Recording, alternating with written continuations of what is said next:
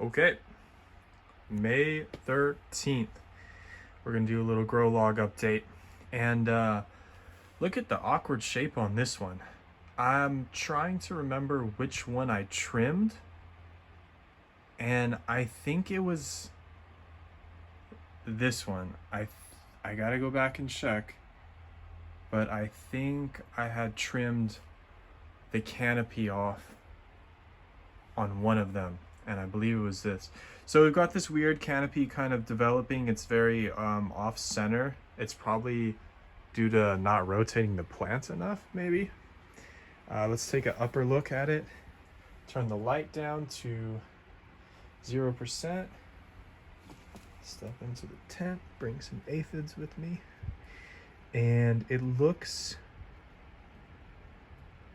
pretty good. Not that much yellowing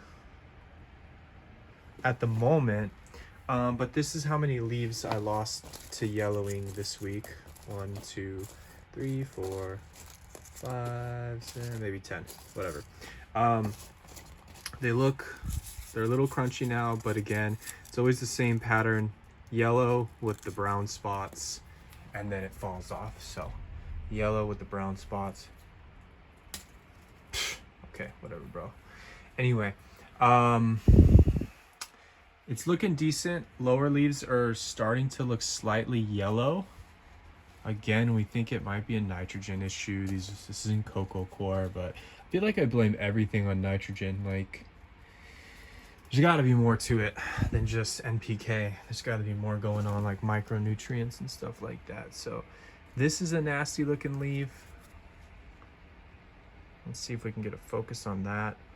Unsure what's going on there, but okay. This is a pretty nasty looking leaf. Pretty sure that's like nutrient burn from just pumping it too hard. Let's take a look at the new growth. So just the tips. This is new growth right here, and it looks not bad. Not bubbly, well, just a slightly bubbly. And again, I think that's from too much cow mag, the bubbliness. We've got a taco shaped leaf here. Some crispy flowers right there.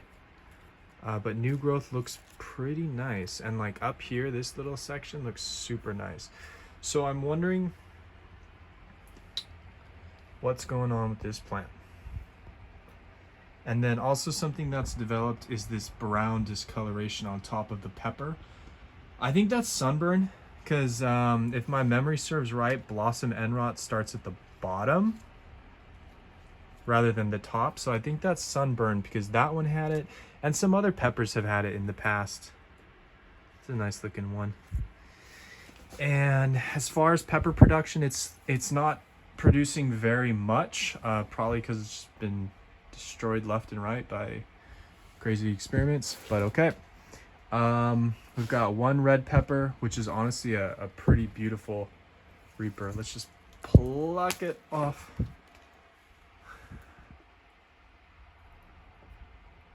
Nice tail. It's small, that's for sure, but the shape is excellent.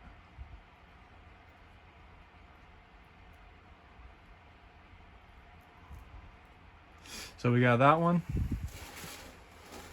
And then we've got that one right there.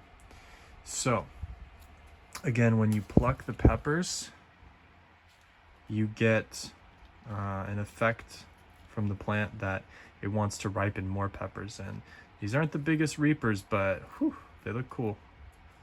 This one's tail's not that crazy, but okay. So we've got some monster pods on this thing, and by monster I mean not that big, but in the next week we should expect to see a couple more red ones by the next update.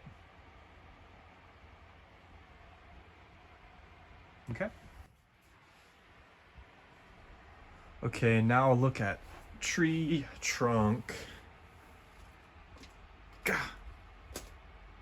So very spindly side branches, Not a fan. Not a fan. I think I'm gonna trim it. I think I'm just gonna trim everything.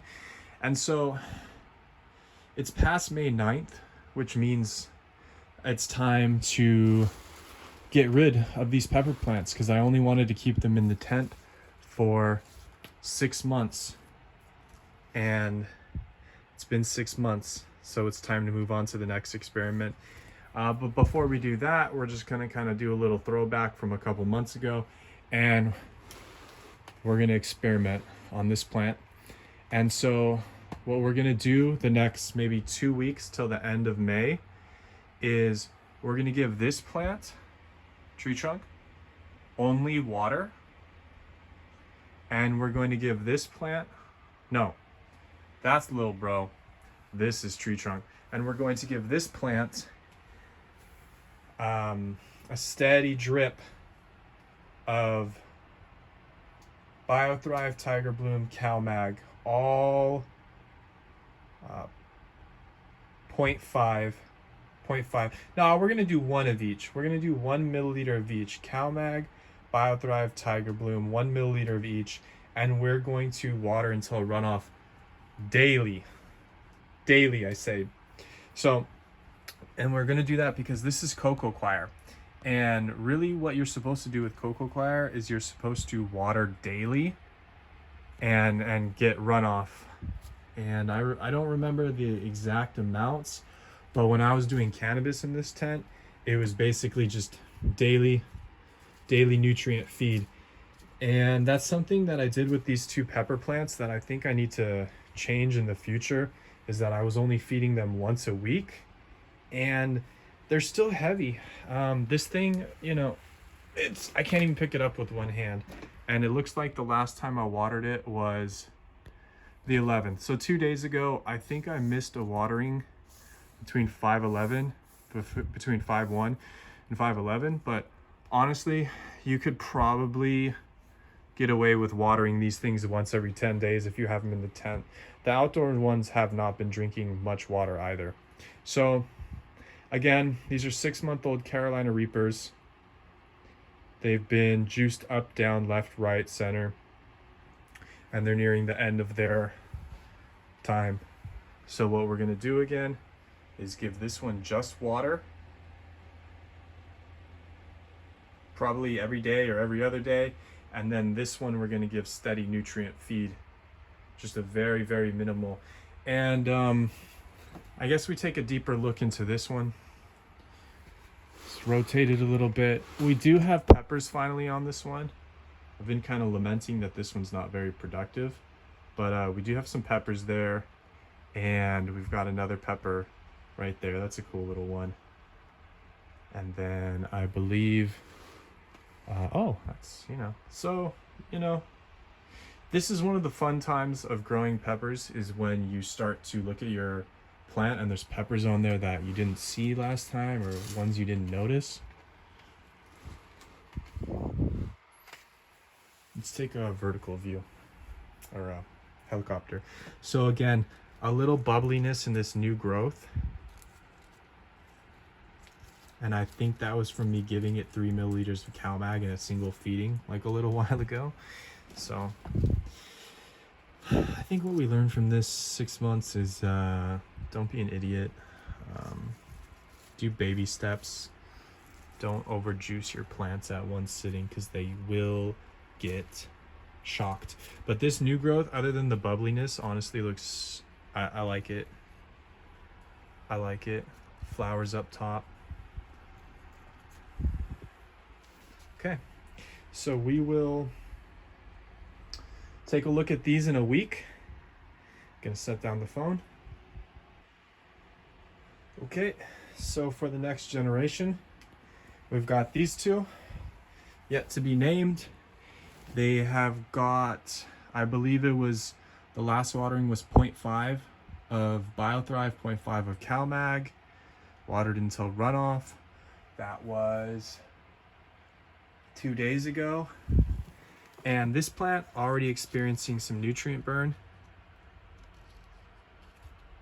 This plant, weird yellowing around the edge, little burn there. And this plant has it as well now. So, you know, they seem so sensitive. I just have to give it less. The ones I have outdoor look great, and they're barely getting nutrients every 2 weeks. But these look good so far. No complaints, no complaints. Little nutrient burn, but we're gonna fix that by being very, very conservative with these plants. And we're only gonna give them maybe 0.5 of each per feeding. If this thing can't take 0.5, I mean, that's as accurate as I can do it, 0.5. I can't really do less than 0.5 milliliters. I don't have the equipment to dose that low. So that's what they're getting, and they're just gonna have to tough it out, grow up, be a man, not a seedling. And let's see. Those are reapers back there. Those are getting pretty big. I need to transplant those. That's a peach tiger. It's kind of lost its dark hue, and I don't know if that's something I did, because like when they're younger they're like this, but that one, as it's gotten a little bit older, it has gotten less dark. So 5 reapers, a peach tiger.